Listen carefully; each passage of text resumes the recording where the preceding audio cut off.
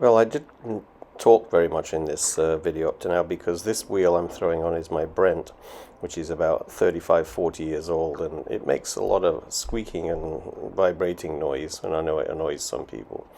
But basically I'm throwing about 1/3 of a pound for these T-balls. It's only recycled clay, so it's a bit of a 455 speckle with some 516 white stoneware and a little bit of B-mix mixed in there too. So you got, who knows what. And the odd bit of floor trimmings and whatever else you find in it, bird seeds occasionally, but it throws pretty well, goes through my pug mill, and I've been able to throw some nice balls, as you can see. So we're going to be doing some really fun experiments with heavy, thick sludge on these a bit later in the video. So I hope you enjoyed this part, and let's get going on the rest. And then they're going to be, a lot of them are going to be put in a raku kiln this coming weekend, and we'll post that video very quickly. It's a test for that Vevel little kiln that came out.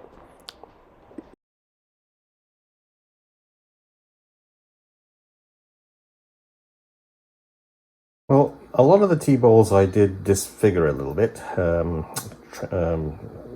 There's a kind of a natural kind of earthy quality to T-balls that you see in Japan.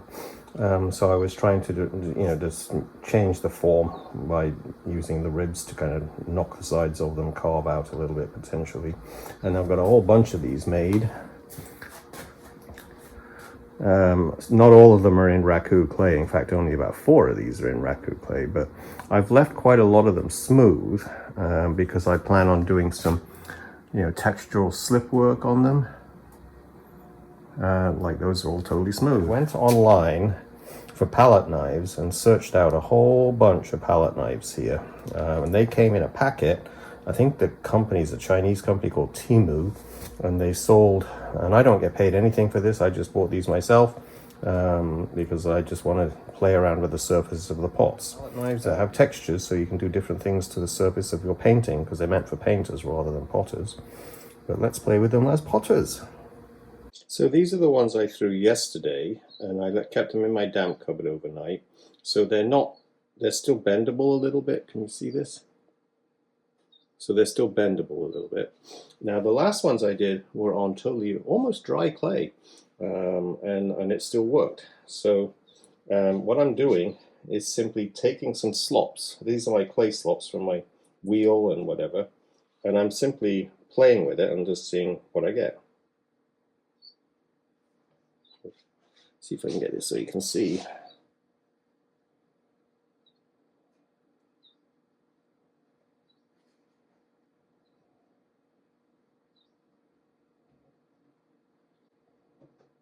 Rough. But I've seen Japanese T-balls that look like it's a piece of earth that's taken out of the ground and hollowed out. And I kind of like them. In fact, one of my friends, Jeff Shapiro in New York, has some very earthy pieces like that. He trained in Japan.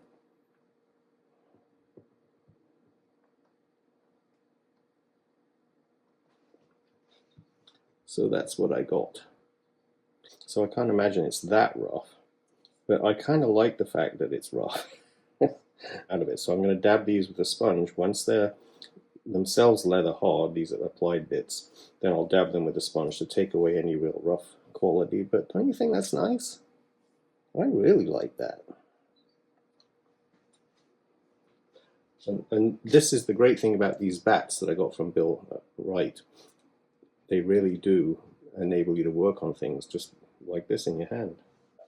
So simply, these slops are kind of fairly firm. Like it doesn't run off the pot.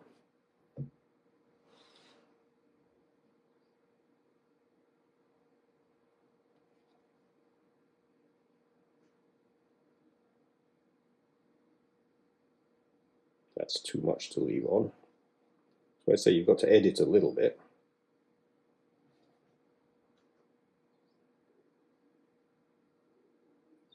And this is just one of the tools that I have here. So imagine with all these tools, there's like 12 different profiles of the ribs.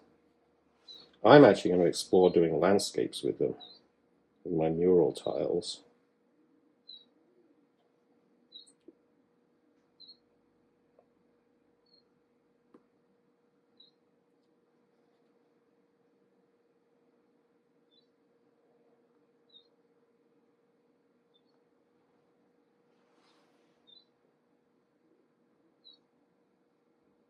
So I think that's definitely got some potential. Now I'm going to try this one. Well, I'm not sure how. I'll try this one. This one's a little softer by the feel of it. See if I can hold them so you can see better. Yeah, the stuff is a little firm.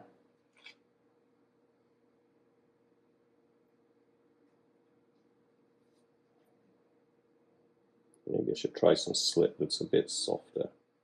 It's still leaving a really nice.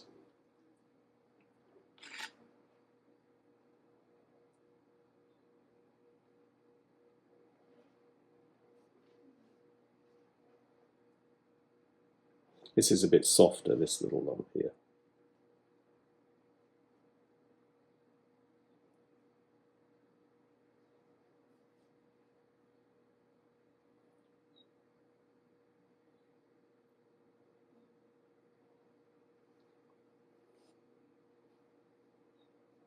Yeah, I don't know if the softer or the rougher is better.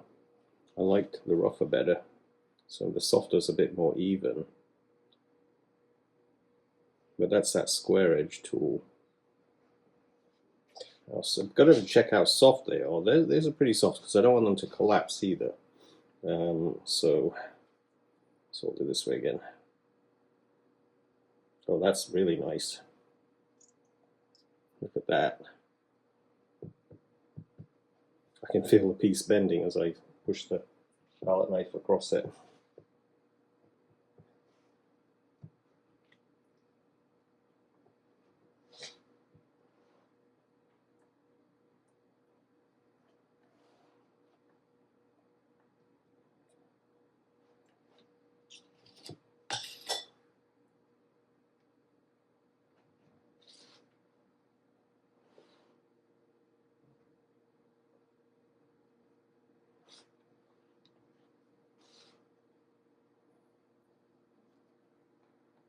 So I'm just accepting.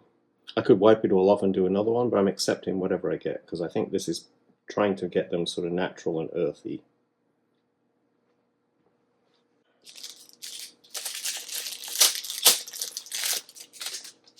Now I've got this one, which has got lots of much thinner lines. I'm going to try this one.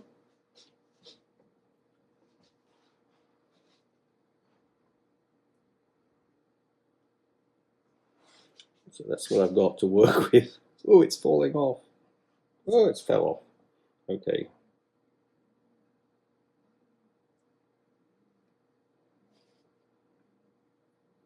Kind of the similar, but let's get the stuff off there.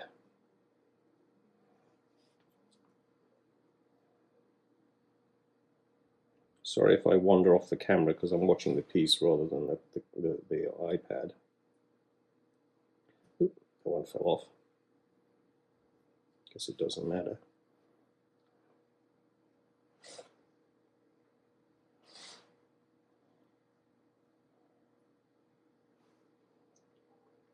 So we've got thinner lines, obviously. And there's nothing to stop me going back the other direction, you know, just sort of feeling like, okay, so let's go a bit more intensely. Oh, no, I don't know, because I like the natural. But I could start going back in the other direction.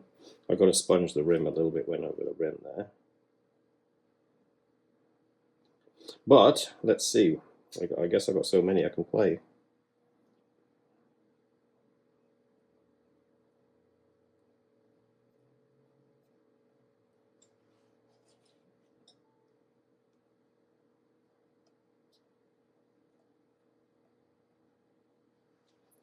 Okay.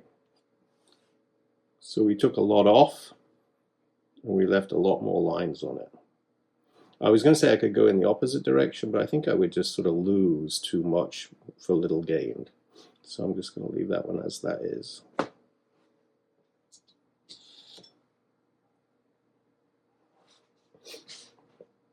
Let's try doing it down like that so you can see it better.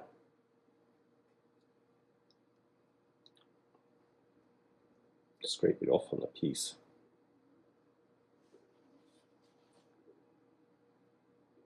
Remember, these are still pretty soft. It's a good job I got them on these bats because my fingers wouldn't be able to hold the bottom of the pot because it'd be slippery.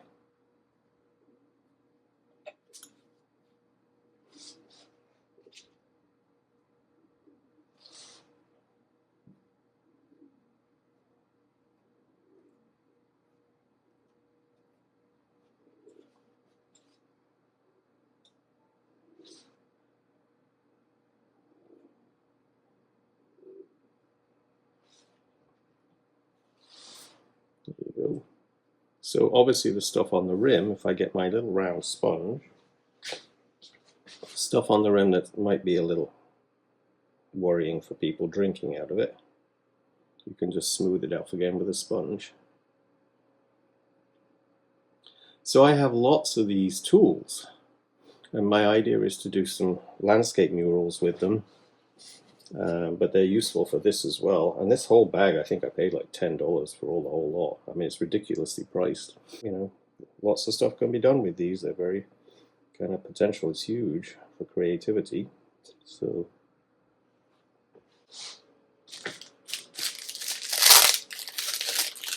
here is a really interesting one.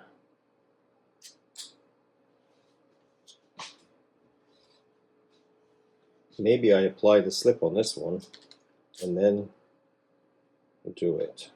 What's this, the shape of this? You know, I'm going to try it without. I'm just using this and see what happens.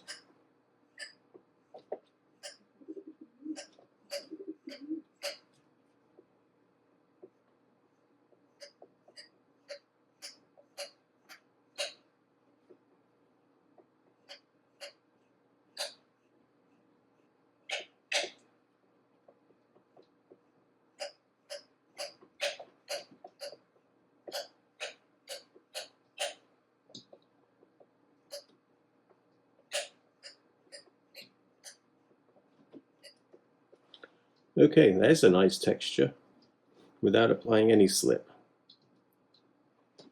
And then got to take care of the rim. This piece is quite soft.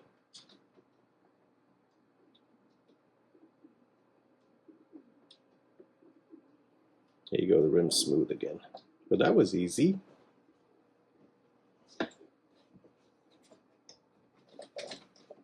This is a small one. So let's see what I can get if I pick up slip with this.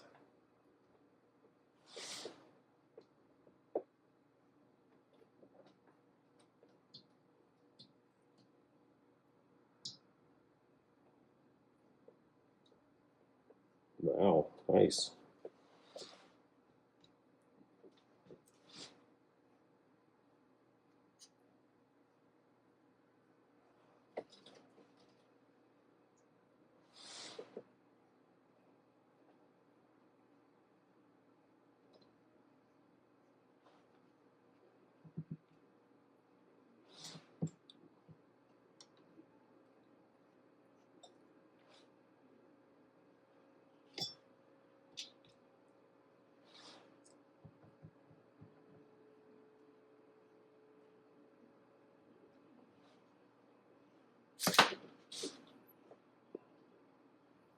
We've got some lines and some lumps. Lumps and lines. Is that the name of the video, you think? I don't know what to call my videos. YouTube wants you to come up with these amazing creative titles that make people watch your video. I guess I'm very boring on titles. There you go. So we're getting a bit repetitive with these, I think, so I'll try one more. So this is this one, much bigger lines.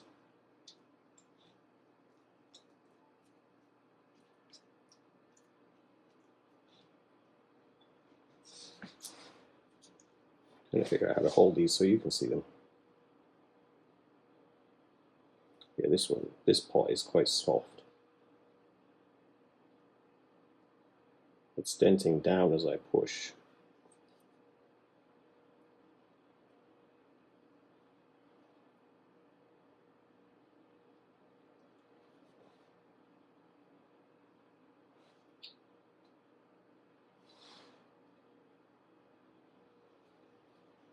so I'm probably disfiguring this one quite a bit.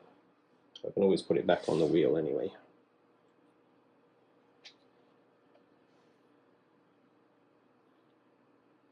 Lots of ways of applying lots of tools. It's not too bad, it didn't go off center too much at all. Now I have applied this stuff when the piece is quite dry, so I think that you can do this anywhere up to just past leather hard, and if you get it out of center, of course, you can just do that. If you can get it out again. There you go. And this is what I mean by later on. I'll just dab to make sure there's no sharp pieces.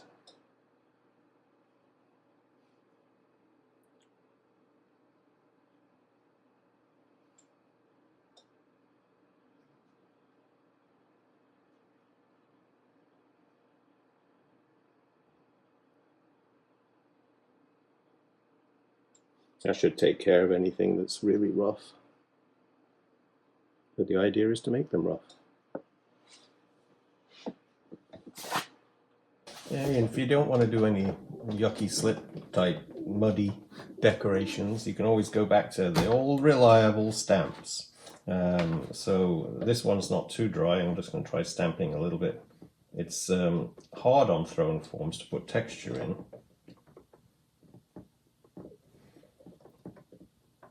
because you have to put the opposing pressure on the inside, but this one sort of seems to call out for it.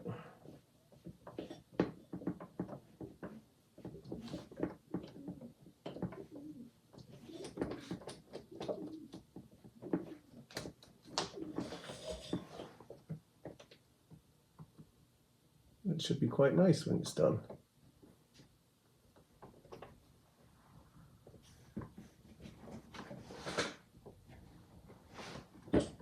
See if we can find another one. Sometimes the simple ones are the best. This one was always hard to hold. I don't know. I needed to glue a thing on the back of this one.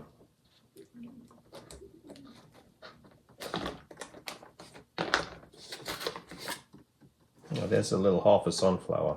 I'll try that. Yeah, it's not too bad. Could do different ones on every space, of course. But like simple is often best. Being from Britain, with the history of ceramics in Britain, that wasn't always the case.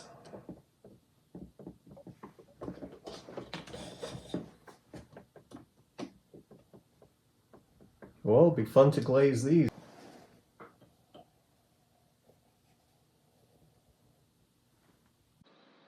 Okay, the next thing I have to do to these, they've been left now for about 36 hours. I had them drying in a damp cupboard, so not naturally. So that slows it down a bit, but because they normally would dry in just a day. But we have to trim them, so I'm obviously trimming on a Giffing grip. There's various makes of this now I've seen around. I'm using an R2 tool for trimming. It's a very detailed kind of oriented tool here, which I use for trimming. Allows me to do tiny little areas and be very controlling over it. So I'm going to make some little lines there. I'm going to make another line right there. Maybe I'll make two there. And then just trim out the center. Got to be careful I don't go through on these, because I throw a little thicker on these so I can get a foot, but it's easy to go through.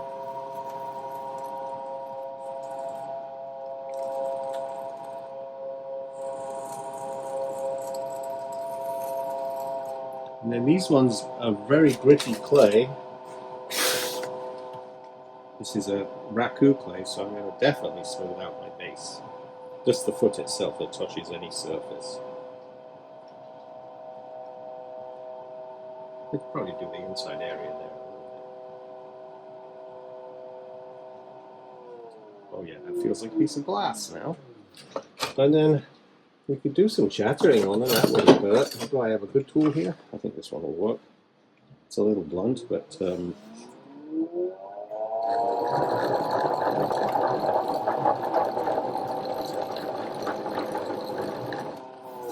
be hard to see with the grit that's in there as well, but there is some chatter in there. And then I like to get rid of any crumbs.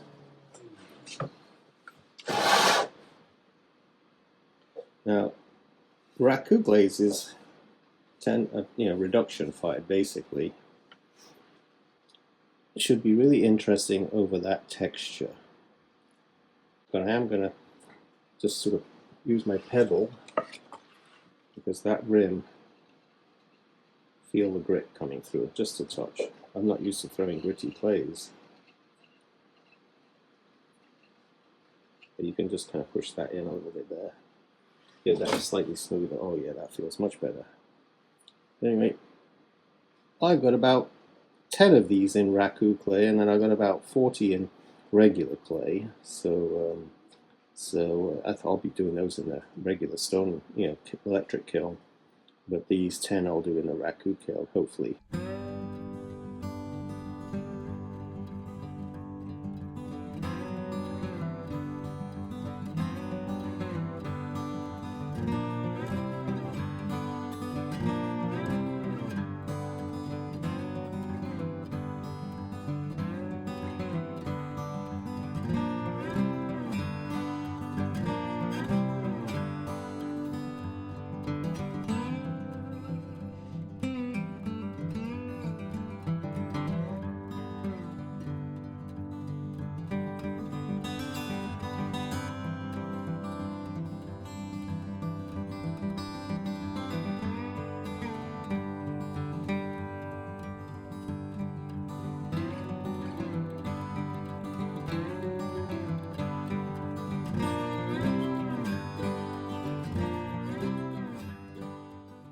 Here's one of the ones I did with the slip texture using the palette knives.